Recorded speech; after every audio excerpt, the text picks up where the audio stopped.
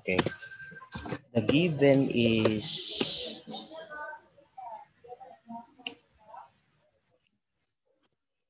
given. Okay, ang given is 2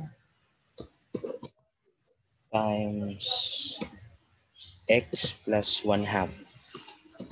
Okay, x plus 1/2 is equal to 17 minus 6x. Okay, yun ay bantayan because nanay duha ka variable, duha na ang value sa x. Example ako number 1 ganina, isa lang ang x. Ang ganina example number 2, isa lang ang x. So, kani siya more on, ako nang step notch higher. So, naging dalawa na ang variable which kailangan na to pangitaon. And so, and we need to prove that na the variable is equal to positive 2. Okay? So, I will do it first. Akong i-demo sa inyo how to do it. Kamu na bahala ha, mag-study. So, I need 2 columns for this. No? 1 column for statements. Statements.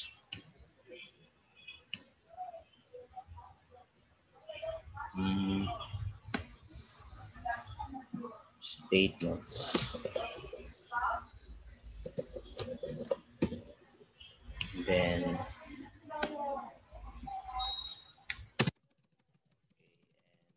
way is for our reasons. There you go.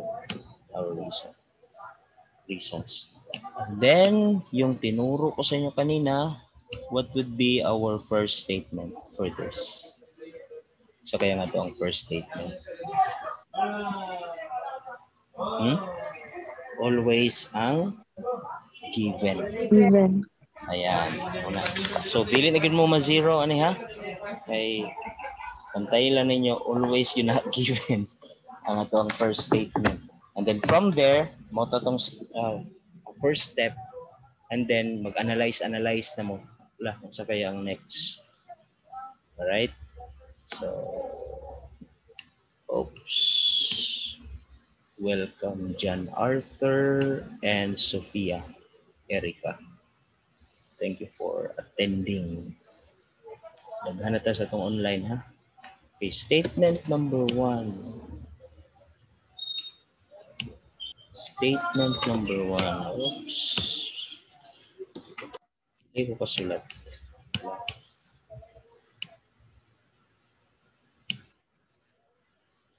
Dami.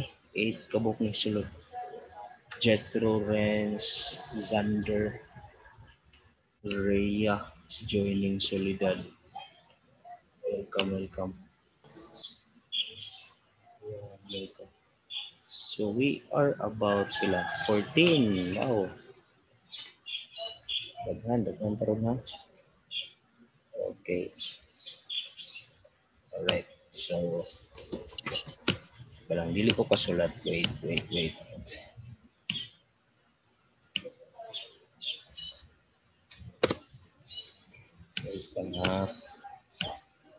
Statement number 1.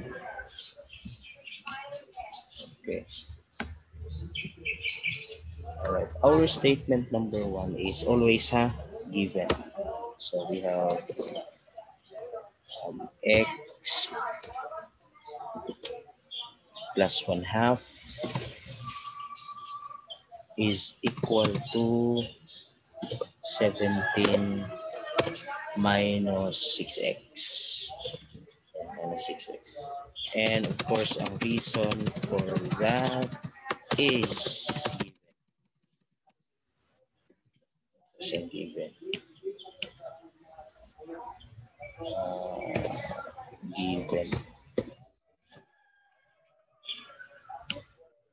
So guys, then statement number Then statement number 2. Okay. Para sa itong statement number 2, kailangan muna natin actually you can uh, add 17 para ma-eliminate bitaw ni si 17. Pwede ta mag addition property. Then always pag addition property, ang sunod na simplification. Always. Pwede rin mag eliminate, no? Eliminate fraction. No? Again, we will avoid the fraction. Mas easier ang life mag-solve if walay fraction. No? So, pwede rin tayo una is mag-distributive tayo. No? Pwede rin mag-distributive. Pwede rin mag-addition property. It's up to you, The same process. Basta ang i-prove na to, wala tayo ilabag na rules. Basta we will prove that the variable is equal to 2. Okay? So, mas easy sa kuha para ma-eliminate ang fraction is I will distribute na lang muna 2x, 2 to this expression. So, pag distribute na ko, maging 2x, right? Plus 1. Bakit 1? 1/2 times 2. Okay, ito. 1/2 times 2 or 2 times 1/2. Kaya naging 1. Bakit naging 2x? 2 times x. Ako lang i-distribute. Alright? Ang 2. Which is equal to 17 minus 6x. So, ang reason na behind is distributive.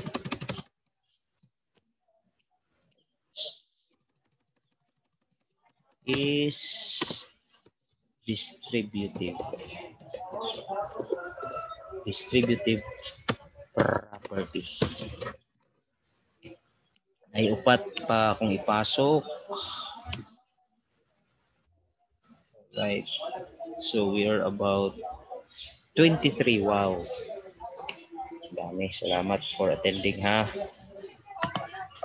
yung mga na late nani sa kung kuan natin sa channel na to ato nang i-add ang video. Ako man ang gi-record. And then statement number 3 na din na tadayon. Statement number 3 ang reason number 3. All right. Okay. So, next, we will try to eliminate positive 1. Para ma-eliminate si positive 1, una ko ang statement number 3. Hey, John, welcome. Statement number 3 is para mawala si positive 1, ma-eliminate si positive 1, alright? Si positive 1, kailangan ta mag-deduct og 1, o minus ta og 1. Then, 17 minus 1. Okay? Minus 6x. Alright? Ako nang gi-remove ang positive 1. How to remove it? Di basta-basta. We need to subtract it by negative 1. If nag-subtract kag negative 1 sa left side, sa right side, kailangan po ka mag-subtract og negative 1. So, kaya naging, so ang reason na to, ano yun first, no, huwag kalitaan ang reason why you do it, it's actually subtraction property. Kasi nga, nag-subtract lang man tayo. Again, unsa atong goal para mawala si positive 1. Ang pinaka-goal talaga is prove natin na si x is equal to 2. Okay, subtraction. Spelling. Subtraction property. Subtraction property. And then, kanina, no, may pattern tayo nito. Subtraction property, next is simplification again. No? Simplification. So, we need to simplify para sa itong statement number 4. Simplify natin, maging 2x, right? Yang si positive x, negative x, 0 na kasi yan, 0. Ayan. And then, 17 minus 1 is 16. Diba? Minus 6x. Minus 6x. Then, ang reason behind is simplification.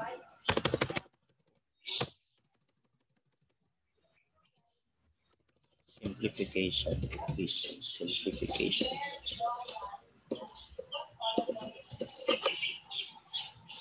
Simplification.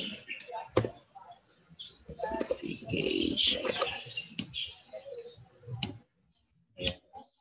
Simplification. And then statement number 5. Ang statement number 5 ay always galing yan sa statement number 4. So statement number 2 galing sa 1. 3 galing sa 2. Si 4 galing sa 3. Si 5 galing yan kay 4. Alright? Galing na kay 4. And then we will eliminate negative 6x. Okay? Pwede good nga si 2x ang atong i-eliminate. Pwede rin.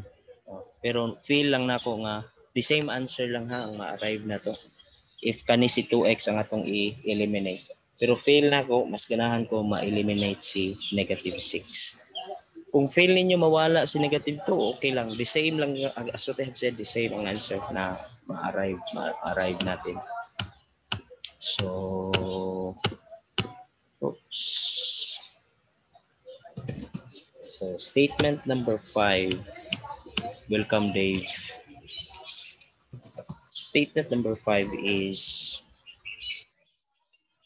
kailangan ako i-eliminate si negative 6x. So, negative 6x 16 minus negative 2x muna. Kailangan nga. Kailangan ako mawala si negative 6x. So, mag-add ko both side, mag-add ko positive 6x. Jello, welcome. Nombrado.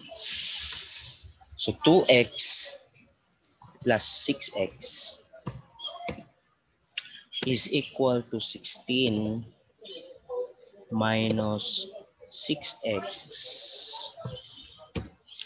plus 6x. Okay. Ay mo kalibugan na, nag-add lang ko both side by positive 6x. Okay? Para ako anang makancel ang negative 6x, positive 6x. Si 16 na lang ang maiwan. Pero ang reason talaga natin dyan is nag-add man ta, right? So, addition property. Okay, nag-add man ta. Addition property. Then, next is always simplify. Simplify man ta. So, simplification. Una nga itong statement number 6. Nag-simplify tayo. Right? So, nag-simplify ta. Therefore, kung mag-simplify ta, saan naman yun? 2x plus 6x, naging 8x is equal to 16. Kasi ma-0 naman na, no? Si negative 6x at saka si positive 6. Ma-0 na. So, 16 na lang maiwan. Ito, 2 plus 6 is 8x. Copy the variable. Reason is simplification. Simplification.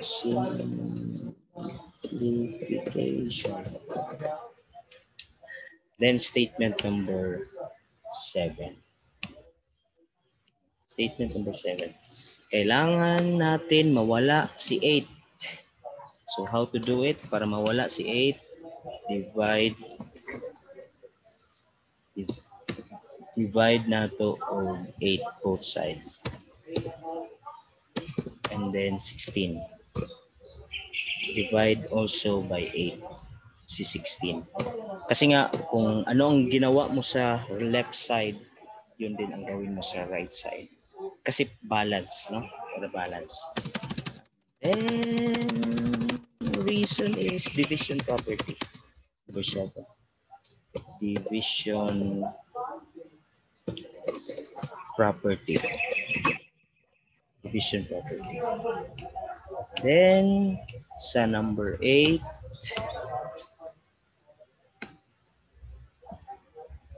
simplification. Simplification. Diba, nag-simplify tayo. Oops, delay ko pa. 8.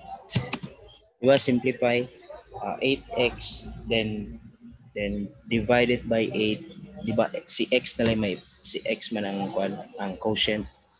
And then is equal to 16 divided by 8 is 2. And reason is 8. Oh, hindi kasali si Biha. Simplification. Simplification. And then, guys, wala. Ito nang na-prove. Na-prove na nato nga si x is equal to 2. Ayan. So there. Ito lang na-prove. So mag-stop na ka. So therefore, ito lang na-prove na si x really is equal to. Any question so far? Wala na. So kailangan na ko i-stop. Wala. Okay. Palayo kong review ani class, ako ka nagtabang sa exam. Promise. Ang coverage nato is from week number 6 until week number 9. And then, i-hit lang ninyo tong mga learning competency. Alright? Naman learning competency sa learning pack. I-hit to ninyo kay mao to kung gihimuan na po examination. Thank you very much for attending my video conference. I will see you around. In the name of the Father, and of the Son, and of the Holy Spirit. Amen. Glory to the Father, to the Son, and to the Holy Spirit.